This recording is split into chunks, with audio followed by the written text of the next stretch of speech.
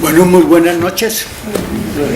Reciban de ese trabajo un cordial saludo y vamos de entrada al tema.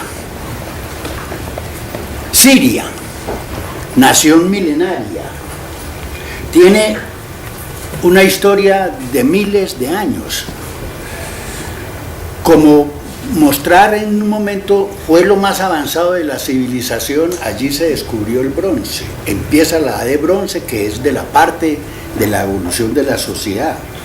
Tiene muchas ciudades milenarias, o sea que una tradición, historia y cultura muy rica que hoy pues está dañando y destruyendo con lo que está ocurriendo allí. Es una nación que ha sido sometida por todos los imperios habidos y por haber desde que se conoce la humanidad. Desde Alejandro Magno y antes de Alejandro Magno otros, romanos, árabes, mongoles, otomanos, hasta lo último. Ahí ve uno toda la evolución de la humanidad y los distintos imperios con los británicos y los franceses. Solo tiene su independencia en 1920. Todavía no han celebrado el primer centenario de su independencia. Es una nación joven. ¿Cómo ha sido dominada? El rey Faisal fue quien en 1920 fue instaurado como monarca que dirigía los destinos de esta nación. En el año 57 se alía con Gamal Abdel Nasser, presidente de Egipto, y conforma lo que se denominó la República Árabe Unida, que jugó un factor dinámico y antiimperialista en el Medio Oriente contra el saqueo y la explotación de los Estados Unidos, de Inglaterra, de Francia, de todas las colonias en el Medio Oriente. En 1963, una cosa interesante para que sepan,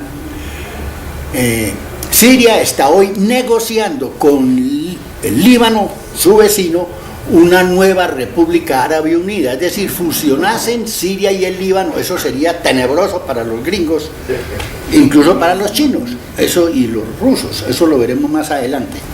En el 63 se crea, óigase bien, el partido Baas, Renacimiento Árabe Socialista, como su nombre lo indica, y en el 70 da un golpe de Estado el padre del actual presidente, Hafez al-Assad, creando una república democrática, popular y socialista. Hay que dar el entorno de este golpe de Estado y por qué se dio. Estamos en plena época de la Guerra Fría, el enfrentamiento duro Estados Unidos, Unión de Repúblicas Socialistas Soviéticas, y diversas naciones del mundo se aliaron o se hicieron del campo de la Unión Soviética y otros del campo de los Estados Unidos la famosa Guerra Fría. Es así como surge esta República Socialista en Siria con el golpe de Estado.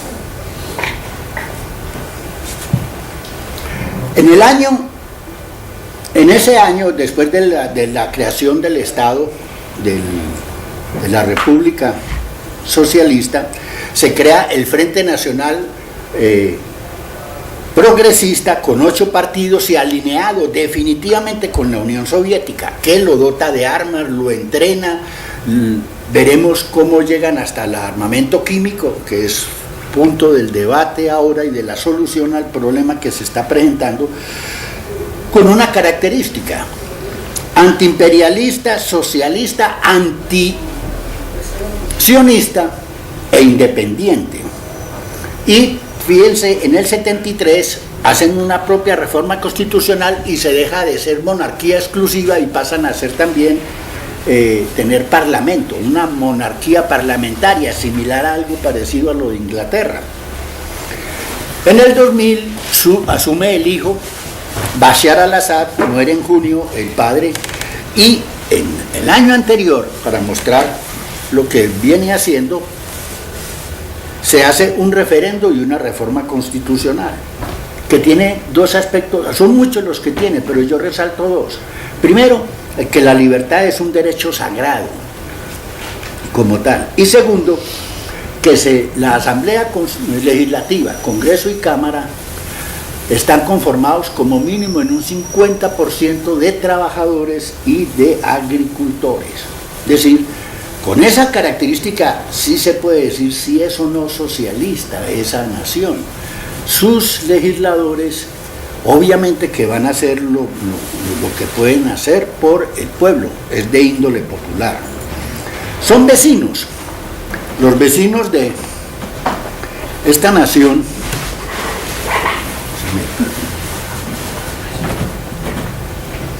Por algo se bloqueó esto, no era aquí. No quiere avanzar. Ya estoy arriba.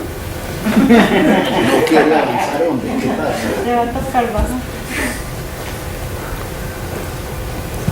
Estaba avanzando, ni pace down, ni flechas arriba, abajo, adelante, atrás. Conectado. Eso fue el imperio norte. Imposible, imposible. Necesito mostrar para la agropolítica, necesito mostrar. Hombre, ¿qué hacemos? A ver, un técnico. Un técnico aquí, ¿qué pasa? Porque no nos da. Hombre. Les quería mostrar a Siria y sus vecinos. No. Démosle escape a ver. Bueno, ahí pasó. Ese era el que quería. Miren, esto es lo que, bueno, no sé qué pasa, pero Víctor tiene manos magnéticas. Estaba mal conectado, bueno. Siria. Este es el pequeño país en pleno Medio Oriente, esto es la zona del Medio Oriente, toda la península arábiga, el Cuerno de África aquí por debajo, Irán y el resto del Asia. ¿Qué tenemos? Miren, aquí esta franja es Libia, donde estaba Gaddafi y donde los Estados Unidos sacaron de aquí para allá hasta Marruecos, era Libia. Fue lo que Estados Unidos sacó a Rusia porque Rusia tenía o tiene armada en el Mediterráneo, pero perdió todas las bases navales que tenía con el enfrentamiento. Aquí que tenemos Irak. Ustedes recuerdan la operación contra Saddam Hussein con las armas de destrucción masiva, está siendo invadido por los Estados Unidos, está en este momento bajo control norteamericano, que era otro aliado de la Unión Soviética, Saddam Hussein, y ahora van por Siria, porque Siria es la retaguardia de Estados Unidos para tomarse Irán. Los pasos son Libia, Siria, Irán, y con eso rodean la Unión Soviética completamente por todos lados, y eso es parte de la geopolítica que está en juego. Visto, ahora sí pasó automáticamente más pequeño, lo que les decía, la posibilidad de la fusión de Siria con Líbano en una nueva República Árabe Unida, que es lo que están discutiendo como una especie de TLC que se discute entre naciones. Las principales ciudades sirias son primero la capital Damasco, ¿cierto? Palmira, Tartus, Latakia y Homs. Estas son las ciudades, están casi hacia la costa, con esta característica. En Tartus hay una base naval soviética, es la única en todo el Mediterráneo, y los rusos no se van a dejar sacar para dejar el Mediterráneo libre a las fuerzas de la OTAN o a las fuerzas de los Estados Unidos. De eso están seguros. Pero tienen aquí base naval, pero fondean y llegan a distintos puertos. Aquí vemos a Latakia, que es el segundo, pero hay más puertos a lo largo del Mediterráneo. Y ahí continuamente llegan buques de la Armada y submarinos rusos. Hacen parte del juego geopolítico que ahí está. Economía de Siria.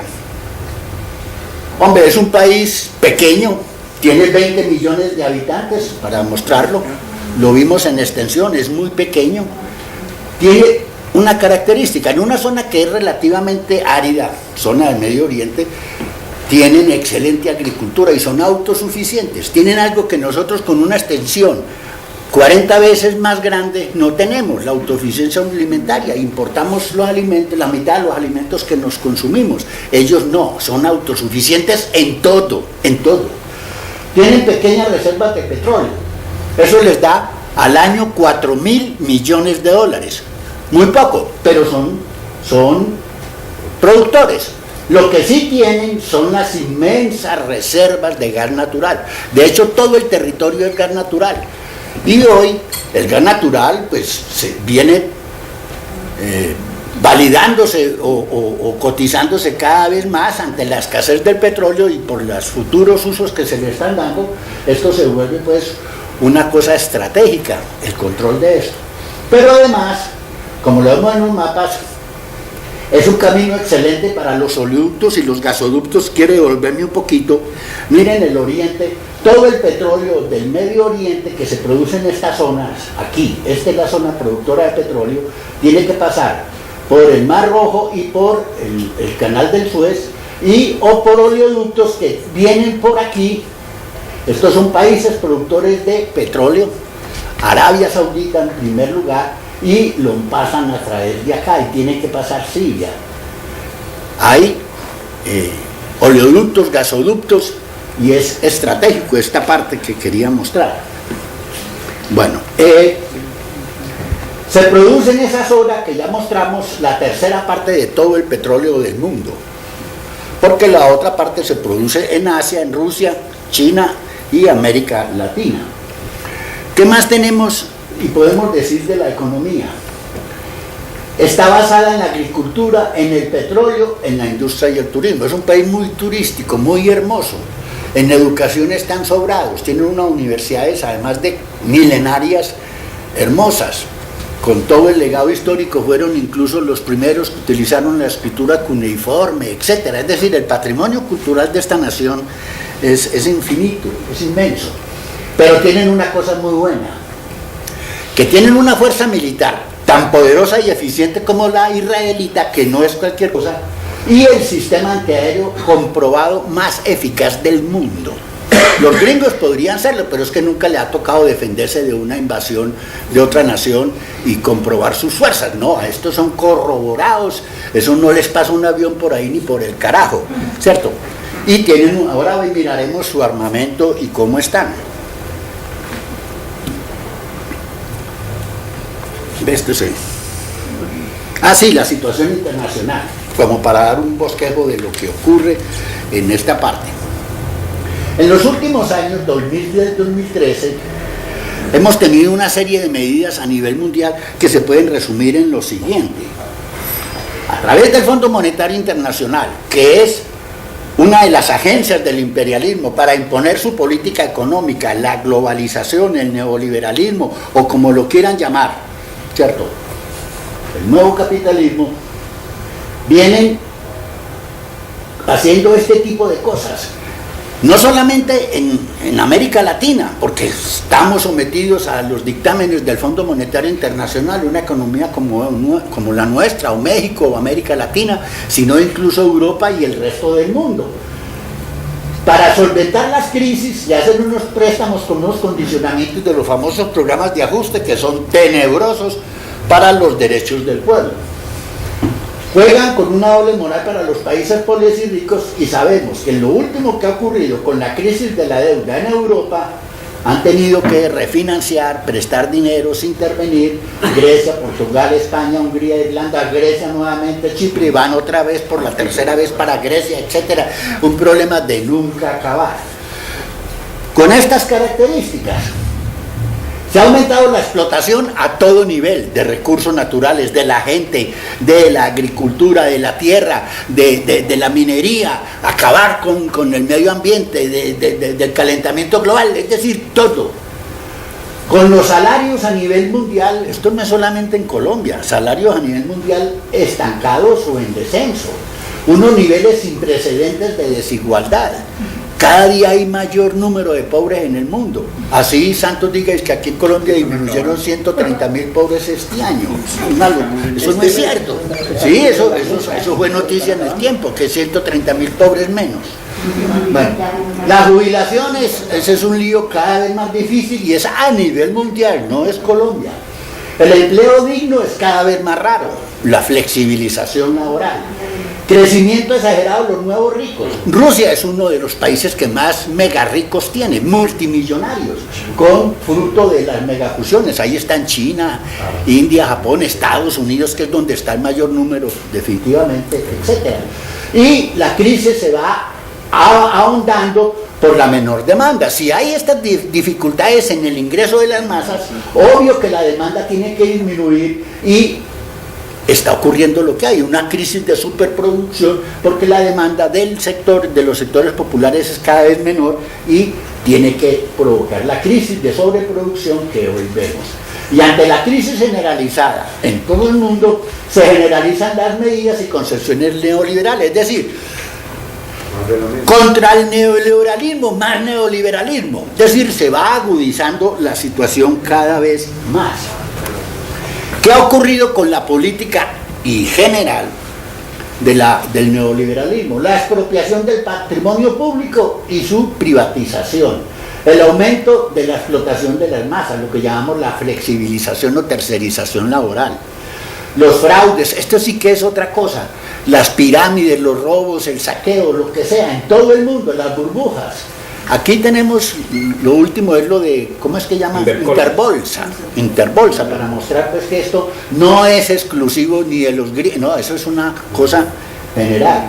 Y las confrontaciones militares como una salida que siempre tiene el imperialismo para resolver sus problemas, y en los últimos 15 años, pues Croacia, Somalia, Kuwait, esto es la cuestión del desierto. Libia, Irak, Siria, Malí, Corea, y ahora pues aquí vuelvo un poco a Siria. ¿Qué ocurrió con estos hechos en los últimos años? Hombre, que la gente terminó movilizándose en 2011 masivamente en distintas partes. La primavera árabe y los indignados de Europa, en Estados Unidos, Occupy Wall Street, los estudiantes en Gran Bretaña de Estados Unidos, en Chile y en Colombia, movilizaciones en todo el mundo, pero con situaciones muy confusas. Y vamos a ver qué pasó en Siria con la primavera árabe, porque ahí nos ubicamos un poquito a ver cómo fue. En general, ¿qué fue la primavera árabe? Estos países, Yemen, Egipto, Túnez, Jordania, Bahrein, Sudán y Argelia. Movilizaciones de masas sin unos objetivos muy claros, aparentemente, pero en esencia, después de analizarlos, no eran ni socialistas, ni comunistas, ni tampoco religiosos, no eran islamistas, pero por su naturaleza y por lo que pedían eran imperialistas, porque son países ricos con gente pobre, en general gobernados por dictaduras maquilladas al servicio del imperio. Eso ocurre en todos estos países, ¿cierto? Y la lucha la consideramos en ese entonces como revolución democrática, nacionalista y anticolonial. Eso fue el fenómeno de 2011 en los países árabes, la primavera. Condición 1A para que la gente se insurreccione, se ha dicho, esto es una de las leyes de la revolución, cuando los de abajo ya no quieren y los de arriba ya no pueden, se abren las puertas de la revolución. Bueno, todos estos países están ubicados en el norte del África. Aquí también, no es el África siria, sino que esta es en el Mediterráneo, en el Medio Oriente, región estratégica con todas las reservas que ustedes quieran de petróleo del mundo, ¿cierto? Y donde los Estados Unidos, que es el que más ha jugado aquí, después de la caída de la Unión Soviética, con su consenso de Washington, apareciendo como el salvador del mundo, lo que ha buscado es tomar control, garantizar su propio suministro de energía, cerrándole la llave a sus competidores. Eso es lo que tenemos. ¿Y qué pasó en Siria con esa primavera árabe? Ahí fue un fenómeno totalmente distinto a lo ocurrido en las otras 7 o 8 naciones. Primero, para mostrarlo, no hubo las movilizaciones masivas desde el comienzo que hubo en el resto de países árabes. Hubo una pequeña de 100.000 personas que pedían instaurar un régimen islámico. Ocurrió un fenómeno. Unos muchachos menores de edad, de 12 a 15 años, pintaron grafitis y murales pidiendo un nuevo gobierno islámico. El jefe de la policía y el gobernador de ese estado ahí encarceló a sus niños. De hecho, son unos niños. El presidente Bashar al-Assad lo que hizo fue destituir tanto al policía, al director de la policía, como al gobernador, y liberar a los muchachos. Eso no lo mostraron. Hubo una manifestación de agradecimiento por el gesto, y francotiradores encapuchados dispararon contra la multitud. Óigase pues, el gobierno a favor de estas cosas, y empiezan a ocurrir esos hechos con algo que se llamó el Ejército Sirio Libre, que aparece de la nada. En ese momento fue la primera manifestación de esa cosa. Dice que hay un ejército que es parte de los militares sirios que no están con Assad y que, falso, veremos qué va a hacer. Bueno, se inicia una campaña mundial, de hecho de Estados Unidos y la OTAN contra al-Assad, el presidente. Y lo que se veía era que en todo el año 2011, donde había movilizaciones y represión en Egipto, en Túnez, en Marruecos, en todas partes, ese país estaba tranquilito. Antes, a finales del 2011, las manifestaciones eran a favor del gobierno, todas, y las ciudades principales, Damasco, la capital, Alepo, Latakia y Homs, a favor del gobierno, es decir, todo lo contrario a lo que ocurría en Egipto, en Yemen, etcétera, etcétera, etcétera. Bien, ¿qué ocurre en Siria en ese momento? Surge algo que se llama Consejo Nacional Sirio, se crea en Turquía, en el país del norte, Turquía, que son, vamos a aclarar esto, que son sunitas. Sunitas son el grupo musulmán mayoritario. Musulmanes son todos los que creen en el Islam en el mundo, es decir, esto incluye naciones no árabes, por ejemplo Indonesia, que es musulmán, ¿cierto? Son sunitas la mayoría de los árabes, de los musulmanes. ¿Qué plantean ellos? Que la jefatura del Islam debe estar en cabeza de descendientes de la línea de Mahoma, ¿cierto? Por decir algo, eso es la característica de los sunitas. Los chiitas son una minoría, y la diferencia con los mayoritarios es que rechazan las primeras 3 jefaturas o los 3 primeros papas que tuvo el Islam en el año 600, ¿cierto? Cuando muere Mahoma. Y crearon un grupo que se llaman los chiitas. Pero la división sigue más. Hay un tercer grupo que son los jarijíes. Ahí consideran, es otro sector, es decir, los islamistas son 3, sunitas, chiitas y jarijíes. Los jarijíes dicen el califato o el papa, como lo llamamos nosotros en la religión católica, debe ser el que tenga más preparación y sea reconocido por la comunidad, es decir, es la comunidad la que debe elegir al califa, el más digno, al imán, o a como llaman el ayatollah, etcétera, como se llama en esta religión, ¿cierto? El papa, en últimas. Bueno, pero hay otra serie de grupos que enredan las circunstancias. Mire, hay los sunitas, los sunitas están en todas partes, pero tienen distintos enfoques. Por ejemplo, los salafistas son radicales, ultrarradicales, hay que retornar a la fe original, es decir, religiosos a morir. Los tafquistas, estos sí que son peligrosos. Para ellos el enemigo principal es aquel islamista que no cumple los derechos o los deberes de la Sharia y del Corán, que si deja salir a la mujer manejando carro, tiene derecho usted a ir ahí y asesinarlo, porque ese es un pagano, ese es un ateo, me hago entender, ¿cierto? Esos son estos tipos. Los malos musulmanes son el enemigo principal. Qué peligro tener un vecino de esa característica, ¿cierto? Si yo le grito a la mujer, ya viene y me puede asesinar porque estoy violando la ley o cualquier cosa de esas. Así es. Los wahabitas, que son los que manejan las petromonarquías, llamémoslo con ese término que utiliza la prensa, las monarquías de Arabia Saudita, Kuwait, Qatar, Emiratos Árabes Unidos, donde están los poderosos, donde la riqueza está, son sunitas, pero ellos juegan con el rigor de la Sharia. Ustedes ven que les exigen ponerse, ¿cómo se llama eso? Burka. El burka, no pueden conducir sola, no pueden salir sola a la calle, bueno, mil vainas, una vaina que es retrógrada, es de la Edad Media, medieval, etc. Y tenemos los alawitas, estos son la mayoría, miren, son una minoría de la población en Siria, 15%, pero a esta minoría que es chiita, una minoría de la minoría pertenece al presidente de Siria, o sea, ningún sunita, ni los musulmanes, que son otros, los hermanos musulmanes, una organización política religiosa. Miren esto, organización política con un ideario religioso, el Islam, el Corán y la Sharia.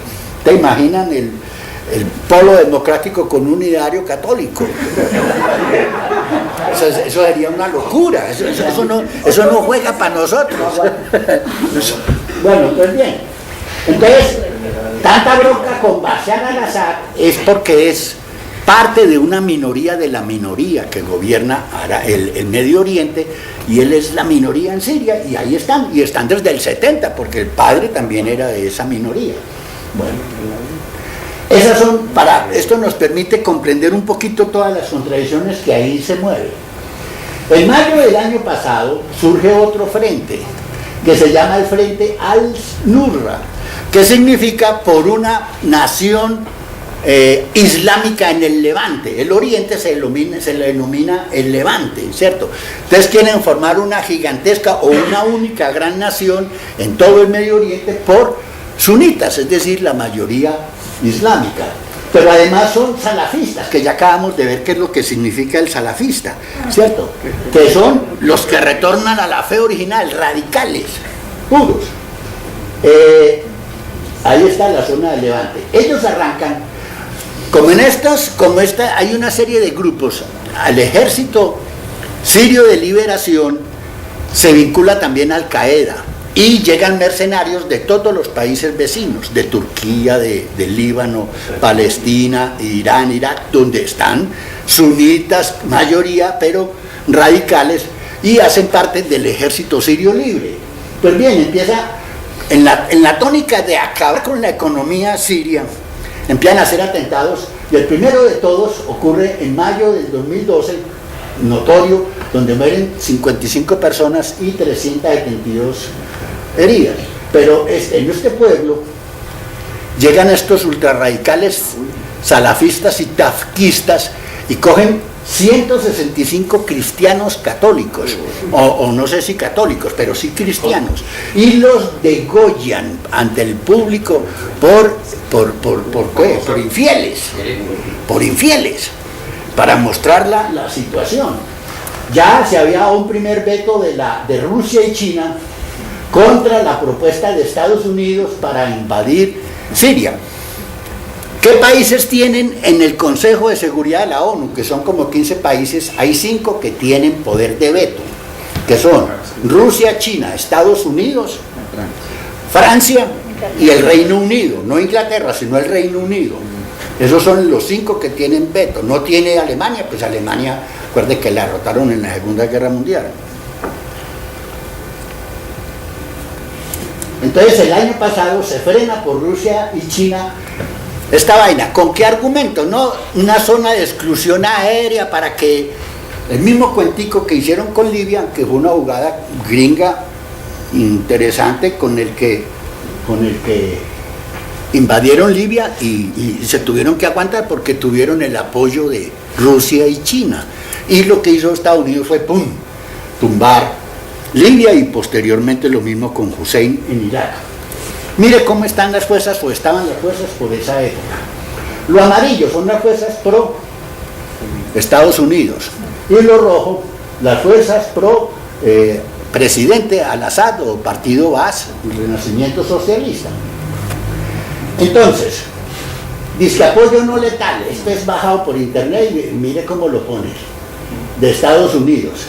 Los kurdos, porque los kurdos son sunitas, es una minoría turca sunita, pero están contra Al-Assad. Forman el ejército sirio libre y reciben la colaboración y cooperación militar de todas las petromonarquías que están por aquí, ¿cierto? Kuwait, Arabia Saudita, Qatar, Bahrein, Yemen, Emiratos Árabes Unidos, etcétera, etcétera, ¿cierto? Y el frente que les dije, Al-Nusra, por una nación en el Levante de mujahidines, Al-Qaeda, salafistas, fundamentalistas, que ya explicamos, ¿cierto? Esas son las tales fuerzas que llama el gobierno o Estados Unidos rebeldes. No son rebeldes, son mercenarios y son gente de Al-Qaeda de otros países vecinos. Y obvio que habrá algunos de Siria, pero no son lo más importante. Esto nos sirve pues para mostrar cómo está la cosa. Las peleas fundamentales están por la parte norte, aquí en Alepo, por el puerto, por los dos puertos. Esta es la zona donde se concentra, pero eso se ha venido recuperando por el presidente. Porque ¿Qué ocurrió? Turquía e Israel no aparecen como aliados ahí. Claro que está, Sí. enseguida dale aquí. Israel está del lado Y Turquía de no. las fuerzas rebeldes. Y las fuerzas rebeldes incluye a Israel. Ahora aclaramos el papel de Israel ahí. Estábamos así el año pasado, junio, o sea, ya hace un año. Rusia hace una manifestación de fuerza Los tiros al aire. para unos tiros al aire, sí, para decir, a mí no me van a joder la vida, por decirlo de esta manera. Y ensaya estos dos nuevos misiles intercontinentales. Uno de ellos se llama el Bulava, que tiene 2 ojivas, 10 ojivas, es supersónico y además va autodirigido a 10 sitios donde haya sido programado, o sea, es supermortal. Y eso en cuestión de 2 horas llega a 10 sitios distintos del mundo. Habló Putin en un discurso que como estaban las cosas, se iba a requerir un nuevo sacrificio de Rusia. ¿Por qué dijo esto? 9 de junio.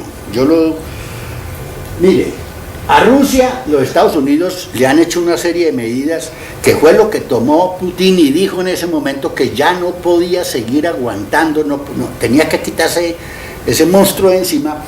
Primero porque la OTAN la vienen ampliando con países que rodean Rusia para joderlo. Los países que antes fueron de la extinta Unión Soviética, los van metiendo a la OTAN para acercar a Rusia, que es la nación más grande de ese antiguo Unión de Repúblicas Socialistas Soviéticas, ¿cierto? Segundo, Estados Unidos anda instalando bases militares en todas las fronteras alrededor de Rusia. Tercero, Estados Unidos está montando un escudo antimisiles para frenar la defensa soviética, escudo misiles cercándolo. Eso se viene dando en estos años. Cuarto, le destruyeron Libia, que era su base de apoyo con Gaddafi, donde tenía puerto y bases navales en el Mediterráneo y abastecimiento de petróleo. Eso se lo quitaron con la toma de Estados Unidos, con pues la destrucción de Libia y el asesinato de Gaddafi, ¿cierto? Con la toma de Irak, la misma cosa. Saddam Hussein era otro aliado del bloque ruso y pierden petróleo, pierden posibilidades de acceso y de movilización y de transporte de recursos, fundamentalmente petróleo, y estaban cercados. Y viene el problema de desestabilizar Siria. Entonces, lo dijo, si me quitan Siria, el paso que sigue es Irán, y ya con Irán, tomado por los gringos, estamos totalmente rodeados. Así lo planteó. Entonces se requiere un nuevo sacrificio ruso. ¿A qué se refería? Hombre, todos, no sé si ustedes saben que la Segunda Guerra Mundial la ganó fue la Unión Soviética. La Rusia de Stalin, cuando era todavía socialista, ¿cierto? En el 48, 49. En el 53 es que se revierte la revolución socialista y entra Khrushchev al poder. Pero mientras fue socialista, Stalin puso, la nación rusa puso 25 millones de muertos, porque de los 60 millones de muertos de la Segunda Guerra Mundial, 5 millones eran la masacre judía, pues en la solución final de Hitler. Del eje unos 15 millones, el eje Estados Unidos, Francia y todos los aliados. Perdón, el eje es Alemania, Italia y Japón. Sí, me equivoqué. Los aliados son Estados Unidos, Francia, Australia y el resto de países. Y los rusos, solo los rusos, ellos son los que eran aliados, ellos solo pusieron 25 millones de rusos. Y los que ganaron, los que sacrificaron al mundo en pro de que no triunfara el fascismo, fueron los rusos. Por eso dijo, eso fue muy clarito ante Obama: vamos a pelear, síganos jodiendo y vamos a pelear. Y mire, aquí les muestro armas y vamos a tener que golpearnos a ver cómo es la cosa. Así se puso el asunto. Pues bien, en julio, un mes después, hubo una bomba en la sede de la Seguridad Nacional Siria. Murieron varios ministros y cayó casi todo el Estado Mayor del Ejército sirio. Lo que hizo el presidente, que afortunadamente no estaba ahí, fue ahí mismo, al otro día nombró nuevos ministros, nuevo Estado Mayor, nuevos generales, y entonces los Estados Unidos salieron con el cuento que esa era una facción que se iba a pasar para el Ejército Libre Sirio y que por eso la rapidez con que Al-Assad había nombrado los nuevos generales era porque ya no los quería. Imagine, como si él mismo hubiera ordenado esa masacre de 300 militares cayeron ahí, en esta bomba. Y ante la rapidez sacaron eso y dijeron: no, hay que invadir, vamos a invadir, mire lo que está haciendo, masacrando a su propio ejército. ¿Cómo cambian las versiones? Bueno, el hecho concreto es que ahí Rusia y China, tercer veto, nada, porque lo querían montar. Eso fue en julio del año pasado. Aquí, lo que estoy mostrando ya lo narré. La Unión Soviética perdió territorio, perdió recursos, perdió mercados, perdió posibilidades de exportación de productos con la caída de Libia y Gaddafi, que era el presidente de esa nación, y de Hussein y de la nación Irak, que es vecina de Siria, ¿cierto? El recuento, ustedes saben todo lo que hicieron, la cantidad de argumentos falsos inventados de la CIA, del Pentágono, del Ejército de Estados Unidos sobre armas de destrucción masiva, etcétera, etcétera, etcétera, para montar un gobierno democrático y libre, que era lo que ellos buscaban, y hoy están, pues, tienen el control de esas naciones y son unas colonias, neocolonias, por decirlo de otra manera. Pero ocurrió una cosa: a finales del año pasado, con esa proliferación de facciones que tiene el Ejército Libre Sirio, salafistas, sunitas, sunitas, de hecho, fracciones de Al-Qaeda y todos ultrarradicales se empiezan a enfrentar entre ellos. Incluso ellos habían hecho, desde el comienzo, tomado control de parte de los recursos petroleros de Siria. O sea, tenían recursos e ingresos por petróleo. Entonces empiezan problemas y peleas y enfrentamientos y guerra entre ellos. Ahí sí guerra civil entre ellos, porque guerra civil no ha habido en Siria. Ha habido es una invasión extranjera de mercenarios a ellos. Es una situación que les complica. Enfrentamiento entre las fracciones que estaban a favor de esto. ¿Qué ocurre hoy en día? Pensemos 2013, comienzos de año 2013, estamos en octubre, hace 10 meses. Estados Unidos se enfrenta con un problema. Los aliados contra Al-Assad están peleando. Los hermanos musulmanes son sunitas y son radicales y son la mayoría salafistas, es decir, radicales en volver a la concepción original de la vaina, y están ahí apoyados por Israel. Israel, óigase bien, está apoyando a estos grupos religiosos que quieren destruir el Estado de Israel. Y uno dice: ¿cómo así? Están haciéndolo. ¿Por qué? Porque para ello es mejor dividir esa nación, como hicieron en Yugoslavia, dividirla en 10 pequeños feudos y entregárselos a cada uno para poderlos controlar y masacrar cuando puedan, ¿cierto? Que tener una nación fuerte y bien armada como la tienen hoy, que se les enfrenta, ¿cierto? Pero además en el Senado de los Estados Unidos se movieron distintos proyectos.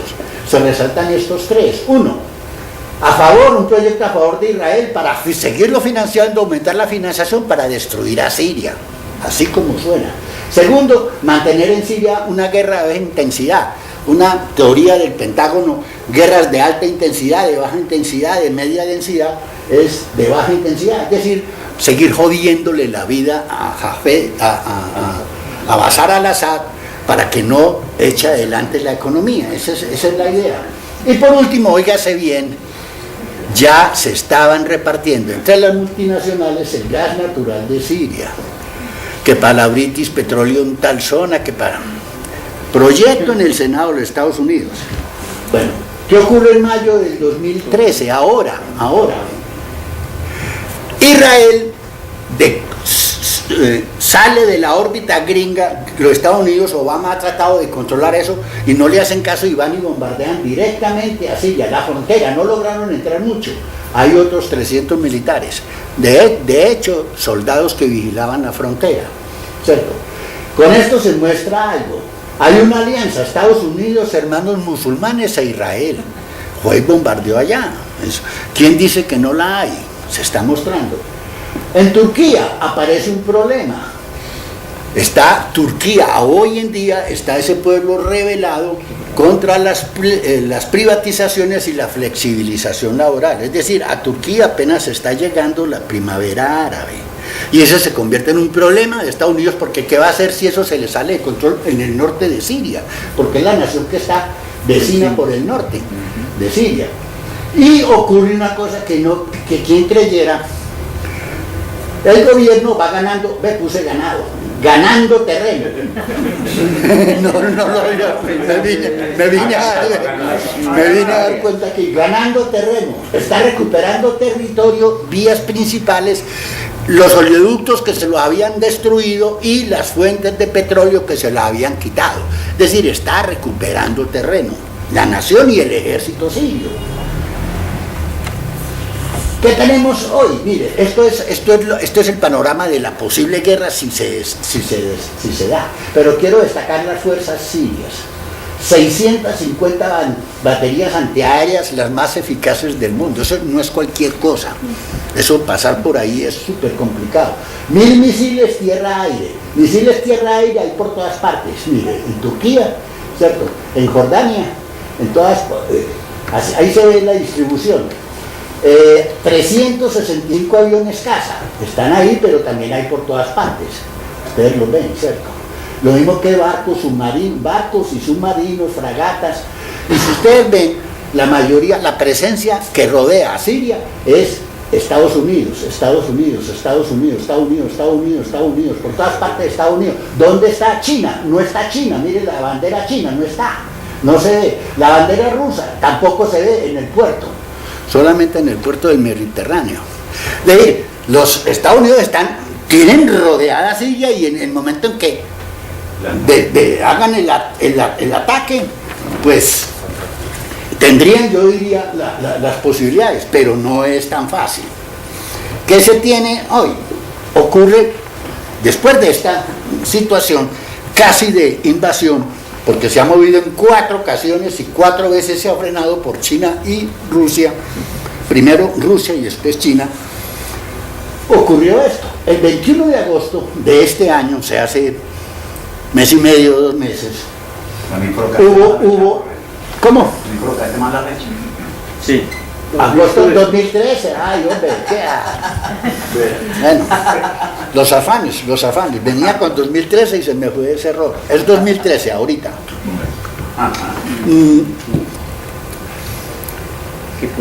No se supo si el gobierno o los rebeldes, que llama pues los rebeldes, los grupos radicales, soltaron gasarín en el barrio Guta de Damasco, se llama así el barrio, Guta, y hubo 1.426 muertos. La mayoría ni cuenta se dieron, estaban durmiendo. Los cogió dormidos y ahí quedaron, porque fue al amanecer. La vaina es esta. Hay acusaciones de lado y lado. Parece un burdo montaje de la CIA que le entregó gasarín, que es supremamente fácil de producir, es un gas de cocina, es un gas letal, pero ustedes recuerdan Verdad Suprema. una secta religiosa también de Japón, que una vez en un barrio soltó unas vainas y mató 13 personas. Y luego en el metro de Tokio, en la segunda ocasión, y mató 55, 56 y hubo 5.000 heridos en el metro. No sé si recuerdan eso. Y terminaron acorralándolos y cogiéndolos, pues, pero ellos producían en una cocina, producían el gasarín, ¿cierto? O sea que esto es muy fácil producirlo. Lo concreto es que Rusia y el presidente Bashar al-Assad mismo llamó a la ONU, a la comisión que hay para que fueran y revisaran. El mismo presidente que dijo, vengan y averigüen quién puso esas bombas y qué gas era, porque al comienzo no se sabía. Fue el mismo gobierno sirio el que pidió la intervención de la ONU para aclarar las cosas. Los Estados Unidos dijeron, no, está masacrando a su propio pueblo, entonces aprobó el apoyo militar a los rebeldes sirios y la intervención en los campos de entrenamiento clandestinos, que no se sabe dónde están, pero que aparentemente están la mayoría en Turquía, en la parte norte, ¿cierto? Y ahí es donde tienen problemas. Una guerra cuesta mucho y el conflicto no se quedaría ahí. ¿Por qué?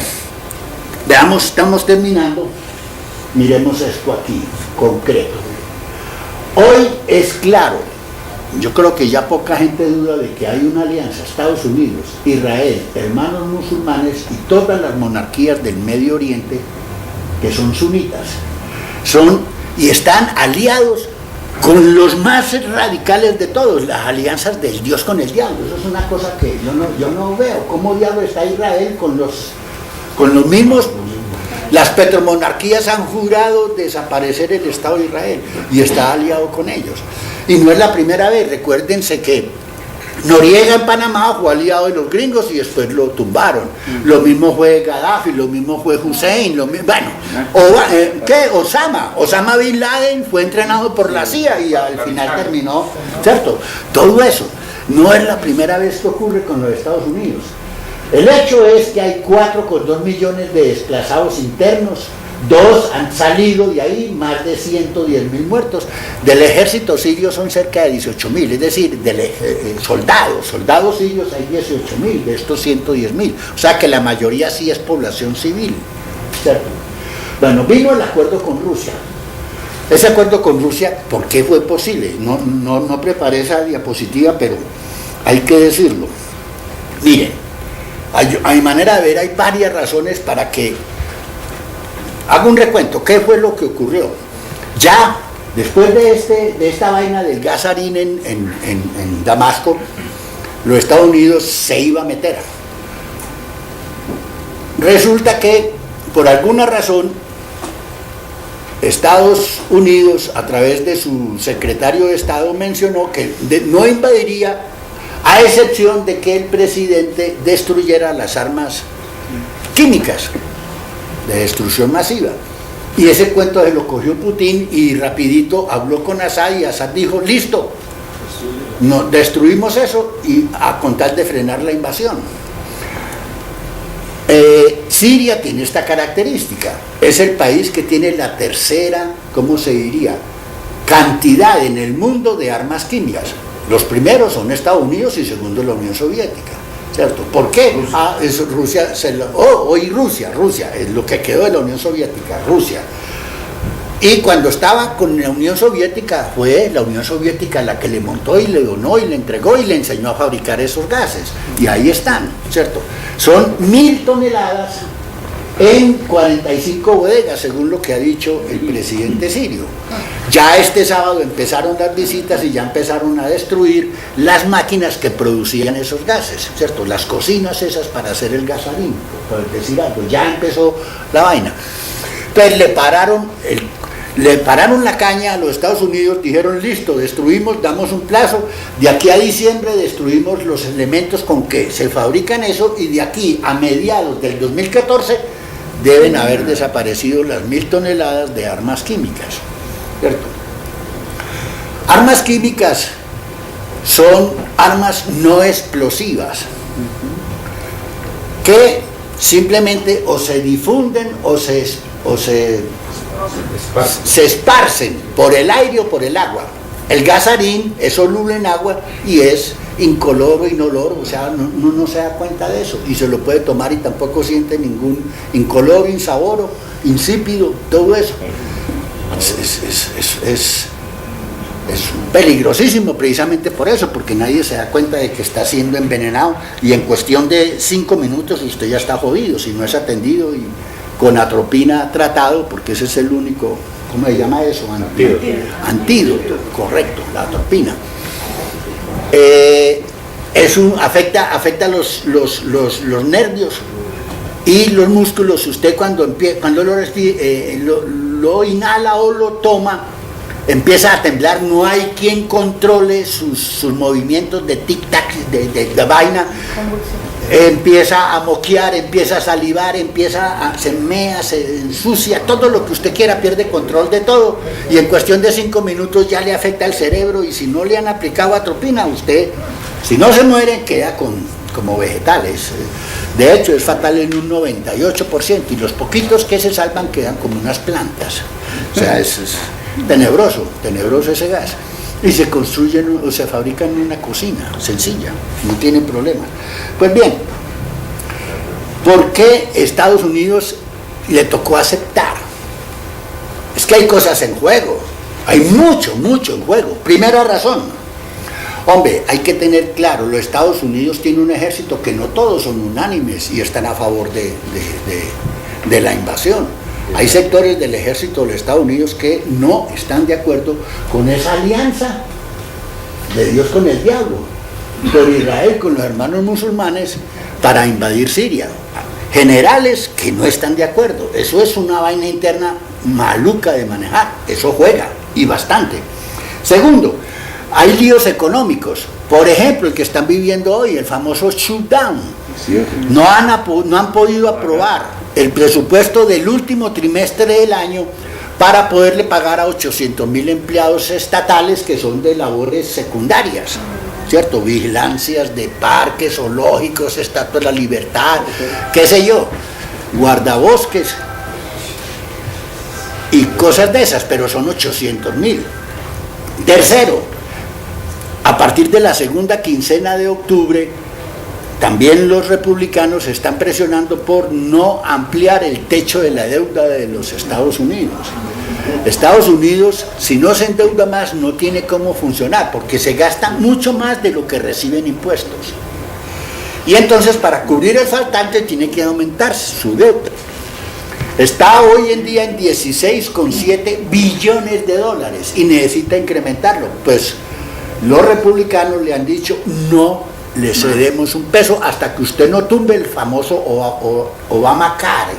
Es un programa de salud que extiende la seguridad social a 15 millones de norteamericanos que hoy no lo tienen. Son 35 los que no lo reciben, no tienen nada, pero lo amplía y hay cobertura en salud para 15 millones. Y eso no está de acuerdo los republicanos, se dice que eso tienen que echar para atrás. Para ellos eso es socialista, eso es gérmenes de comunismo y todo eso y Bueno. O sea, vainas económicas. Tercero, ya está claro por los distintos analistas políticos y principalmente militares que una invasión a esa nación que no es tan fácil, con los puertos protegidos por la Unión Soviética, con submarinos y fragatas y barcos y lo que sea, no es tan fácil y el alcance sería limitado. ¿Limitado por qué? Por la eficiencia del ejército sirio y la eficiencia de las baterías sirias. Es decir, no creen, le harán daño y mucho daño al presidente, pero no son capaces de sacarlo. O sea, es de alcance limitado. Y eso haría, además, subir los precios del petróleo. Y en la situación actual de la economía, eso sería nefasto para la economía del mundo y para la economía norteamericana. Es decir, es jugar una carta muy dura. Cuarto, o quinto, la firmeza de Rusia y China. Es que el que Putin haya salido a decir, nos toca un nuevo sacrificio, diciendo si nos tocan 25 millones de rusos muertos defendiendo Siria, nos la jugamos. Eso fue el mensaje ahí diplomático que les mandó a los gringos y los gringos tienen que pensarlo. Y por último, y juega a su favor, es que la sublevación popular de Turquía Pero no solamente de Turquía, sino que eso se le sumó a Egipto, que es el otro vecino del oriente, del occidente. Eso le está complicando el control a Estados Unidos de toda la zona, con dos regiones que se le van a salir de todo su control, con los famosos hermanos musulmanes con los que está aliado, que son los que están tumbándole los gobernantes. Es decir, hay unas pugnas jodidísimas. Por último, ¿qué decimos nosotros? Terminando esta vaina. Lo que está ocurriendo, en resumen, en Siria es la intervención de una potencia imperialista en descenso, en decadencia, que no ha podido desde el 2008 levantar cabeza, que ha tratado de recomponer sus cosas tomándose dos países, Libia, Irak, y que ahora quiere ir por Siria para luego sí tomarse Irán, y ahí sí definitivamente darle la pelea, como sea la Unión Soviética que le está frenteando. Esa pelea se le paró el macho y Rusia le dijo: no señor, nos vamos a pelear y no vamos a dejar que usted tome y haga lo que le venga en gana en el Medio Oriente, vamos a jugar como debe jugar. Nosotros simplemente decimos, respetamos la autodeterminación de los pueblos. Todas las naciones tienen el derecho a elegir sus gobernantes, su sistema de gobierno, la elección de sus dirigentes, sus formas, etcétera, etcétera. Y en eso no debe haber influencia ni intervención de ninguna nación bajo ninguna circunstancia. Y como lo hemos dicho, los principios que siempre impulsamos: deben haber relaciones de amistad, colaboración, beneficio mutuo, todo con base en esto: la igualdad, el respeto mutuo y el beneficio recíproco. ¿Qué queremos? Que los Estados Unidos no se metan allí, que ese gobierno que consideramos le ha servido a la gente, al pueblo sirio, siga con su forma, que creemos no debe ser interrumpido por la intervención militar norteamericana. Termino ahí, muchas gracias.